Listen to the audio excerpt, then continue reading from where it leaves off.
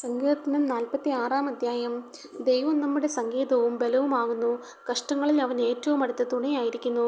അതുകൊണ്ട് ഭൂമി മാറിപ്പോയാലും പർവ്വതങ്ങൾ കുലുങ്ങി സമുദ്രമധ്യേ വീണാലും അതിലെ വെള്ളം ഇരച്ചു കലങ്ങിയാലും അവൻ്റെ കോപം കൊണ്ട് പർവ്വതങ്ങൾ കുലുങ്ങിയാലും നാം ഭയപ്പെടുകയില്ല.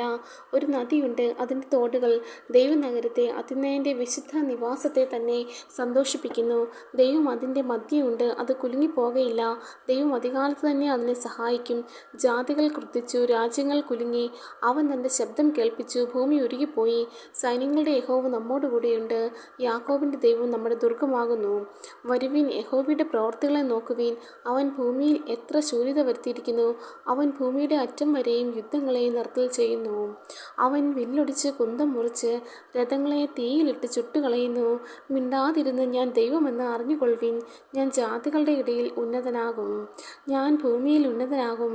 സൈന്യങ്ങളുടെ യഹോവ നമ്മോടുകൂടെയുണ്ട്. യാക്കോബിൻ്റെ ദൈവം നമ്മുടെ ദുർഗം ആകുന്നു. സങ്കീർത്തനം 47 സകല ജാതികളുമായുള്ളവരെ കൈകൊട്ടുവീൻ, ജയഘോഷത്തോടെ ദൈവസന്നിധിയിൽ ആർക്കുവീൻ. അത്യുന്നതനായ യഹോവ ഭയങ്കരൻ, അവൻ സർവ്വഭൂമിക്കും മഹാരാജാവാകുന്നു. അവൻ ജാതികളെ നമ്മുടെ കീഴിലും വംശങ്ങളെ നമ്മുടെ കാൽ കീഴിലും ആക്കുന്നു. അവൻ നമുക്ക് നമ്മുടെ അവകാശത്തെ തിരഞ്ഞെടുത്തു തന്നു, താൻ സ്നേഹിച്ച യാക്കോബിൻ്റെ ശ്ലാഘഭൂമിയെ തന്നെ. ദൈവം ജയഘോഷത്തോടും യഹോവ കാഹളനാദത്തോടും കൂടെ ആരോഹണം ചെയ്യുന്നു. ദൈവത്തിന് സ്തുതി പാടുവീൻ, സ്തുതി പാടുവീൻ. നമ്മുടെ രാജാവിന് സ്തുതി പാടുവീൻ, സ്തുതി പാടുവീൻ. ദൈവം സർവ്വഭൂമിക്കും രാജാവാകുന്നു. ഒരു ചാതുര്യ കീർത്തനം പാടുവീൻ. ദൈവം ജാതികളെ ഭരിക്കുന്നു. ദൈവം തൻ്റെ വിശുദ്ധ സിംഹാസനത്തിൽ ഇരിക്കുന്നു. വംശങ്ങളുടെ പ്രഭുക്കന്മാർ അബ്രഹാമിൻ ദൈവത്തിൻ്റെ ജനമായി ഒന്നിച്ചുകൂടുന്നു. ഭൂമിയിലെ പരിചകൾ ദൈവത്തിനുള്ളവയല്ലോ, അവൻ ഏറ്റവും ഉന്നതനായിരിക്കുന്നു. സങ്കീർത്തനം 48 നമ്മുടെ ദൈവത്തിൻ്റെ നഗരത്തിൽ, അവൻ്റെ വിശുദ്ധ പർവ്വതത്തിൽ യഹോവ വലിയവനും അത്യന്തം സ്തുത്യനുമാകുന്നു. മഹാരാജാവിൻ്റെ നഗരമായി ഉത്തരഗിരിയായ സിയോൻ പർവ്വതം ഉയരം കൊണ്ട് മനോഹരവും സർവ്വഭൂമിയുടെയും ആനന്ദവുമാകുന്നു. അതിൻ്റെ അരമനകളിൽ ദൈവം ഒരു ദുർഗമായി വെളിപ്പെട്ടു വന്നിരിക്കുന്നു. ഇതാ, രാജാക്കന്മാർ കൂട്ടം കൂടി, അവർ ഒന്നിച്ച് കടന്നുപോയി. അവർ അത് കണ്ട് അമ്പരന്നു, അവർ പരിഭ്രമിച്ച് ഓടിപ്പോയി. അവർക്ക് അവിടെ വിറയൽ പിടിച്ചു, നോവുകുട്ടികൾക്കെന്ന പോലെ വേദന പിടിച്ചു. നീ കിഴക്കൻ കാറ്റുകൊണ്ട് തർശീശ് കപ്പലുകളെ ഉടച്ചു കളയുന്നു. നാം കേട്ടതുപോലെ തന്നെ സൈന്യങ്ങളുടെ യഹോവയുടെ നഗരത്തിൽ, നമ്മുടെ ദൈവത്തിൻ്റെ നഗരത്തിൽ കണ്ടിരിക്കുന്നു. ദൈവം അതിനെ സദാകാലത്തേക്കും സ്ഥിരമാക്കുന്നു.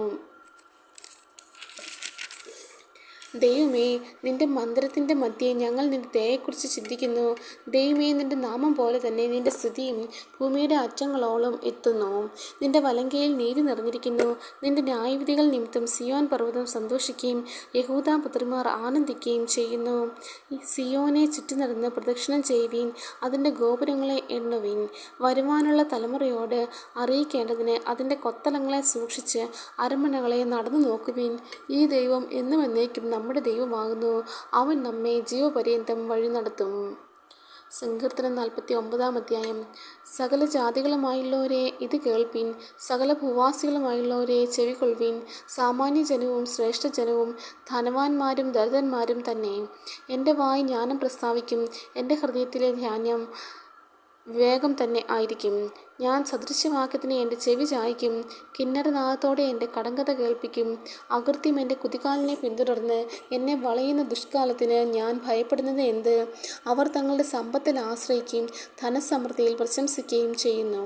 സഹോദരൻ ശവക്കുഴി കാണാതെ എന്നേക്കും ജീവിച്ചിരിക്കേണ്ടതിന് അവനെ വീണ്ടെടുപ്പാനോ ദൈവത്തിൻ്റെ വീണ്ടെടുപ്പ് വില കൊടുപ്പാനോ ആർക്കും കഴിയുകയില്ല. അവരുടെ പ്രാണൻ വീണ്ടെടുപ്പിന് വിലയേറിയത്, അതൊരു നാളും സാധിക്കുകയില്ല. ജ്ഞാനികൾ മരിക്കുകയും മൂഢനും മൃഗപ്രായനും ഒരുപോലെ നശിക്കുകയും തങ്ങളുടെ സമ്പാദ്യം മറ്റുള്ളവർക്ക് വിട്ടേച്ചു പോവുകയും ചെയ്യുന്നത് കാണുന്നുവല്ലോ.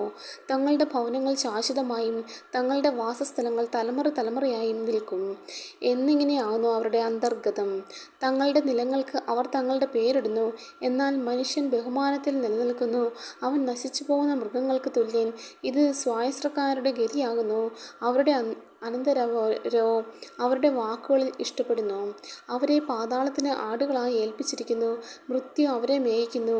നേരുള്ളവർ പുലർച്ചയ്ക്ക് അവരുടെ മേൽ വാഴും. അവരുടെ രൂപം ഇല്ലാതെയാകും. പാതാളം അവരുടെ പാർപ്പിടം. എങ്കിലും എൻ്റെ പ്രാണനെ ദൈവം പാതാളത്തിൻ്റെ അധികാരത്തിൽ നിന്ന് വീണ്ടെടുക്കും. അവൻ എന്നെ കൈക്കൊള്ളും. ഒരുത്തൻ ധനവാനായി തീർന്നാലും അവൻ്റെ ഭവനത്തിൻ്റെ മഹത്വം വർദ്ധിച്ചാലും നീ ഭയപ്പെടരുത്. അവൻ മരിക്കുമ്പോൾ യാതൊന്നും കൊണ്ടുപോകുകയില്ല. അവൻ്റെ മഹത്വം അവനെ പിൻചെല്ലുകയുമില്ല. അവൻ ജീവനോടിരുന്നപ്പോൾ താൻ ഭാഗ്യവാൻ എന്ന് പറഞ്ഞു. നീ നിനക്ക് തന്നെ നന്മ ചെയ്യുമ്പോൾ മനുഷ്യർ നിന്നെ പുകഴ്ത്തും. അവൻ തൻ്റെ പിതാക്കന്മാരുടെ തലമുറയോട് ചെന്ന് ചേരും. അവർ ഒരു നാളും വെളിച്ചം കാണുകയില്ല. മാനത്തോടിരിക്കുന്ന മനുഷ്യൻ വിവേകഹീനനായാൽ നശിച്ചു പോകുന്ന മൃഗങ്ങൾക്ക് തുല്യനത്രേ. സങ്കീർത്തനം 50-ാം അധ്യായം. ദൈവം യഹോവയായ ദൈവം അരുളിച്ചെയ്തു. സൂര്യൻ്റെ ഉദയം മുതൽ അസ്തമയം വരെ ഭൂമിയെ വിളിക്കുന്നു. സൗന്ദര്യത്തിൻ്റെ പൂർണ്ണതയായ സിയോനിൽ നിന്ന് ദൈവം പ്രകാശിക്കുന്നു. നമ്മുടെ ദൈവം വരുന്നു, മൗനമായിരിക്കുകയില്ല. അവൻ്റെ മുന്നിൽ തീ ദഹിപ്പിക്കുന്നു. അവൻ്റെ ചുറ്റും വലിയൊരു കൊടുങ്കാറ്റടിക്കുന്നു. തൻ്റെ ജനത്തെ ന്യായം വിധിക്കേണ്ടതിന് അവൻ മേലിൽ നിന്ന് ആകാശത്തെയും ഭൂമിയെയും വിളിക്കുന്നു. യാഗം കഴിച്ച് എന്നോട് നിയമം ചെയ്തവരായ എൻ്റെ വിശുദ്ധന്മാരെ എൻ്റെ അടുക്കൽ കൂട്ടുവിൻ. ദൈവം തന്നെ ന്യായാധിപതിയായിരിക്കയാൽ ആകാശം അവൻ്റെ നീതിയെ ഘോഷിക്കും. എൻ്റെ ജനമേ കേൾക്ക, ഞാൻ സംസാരിക്കും.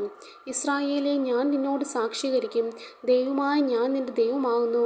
നിൻ്റെ ഹനനയാഗങ്ങളെക്കുറിച്ച് ഞാൻ നിന്നെ ശാസിക്കുന്നില്ല. നിൻ്റെ ഹോമയാഗങ്ങൾ എപ്പോഴും എൻ്റെ മുന്നാകെ ഇരിക്കുന്നു. നിൻ്റെ വീട്ടിൽ നിന്ന് കാളയെയോ നിൻ്റെ തൊഴുത്തുകളിൽ നിന്ന് കോലാട്ടുകൊറ്റന്മാരെയോ ഞാൻ എടുക്കുകയില്ല. കാട്ടിലെ സകല മൃഗവും പർവ്വതങ്ങളിലെ 1000 ജന്തുക്കളും എനിക്കുള്ളവയാകുന്നു.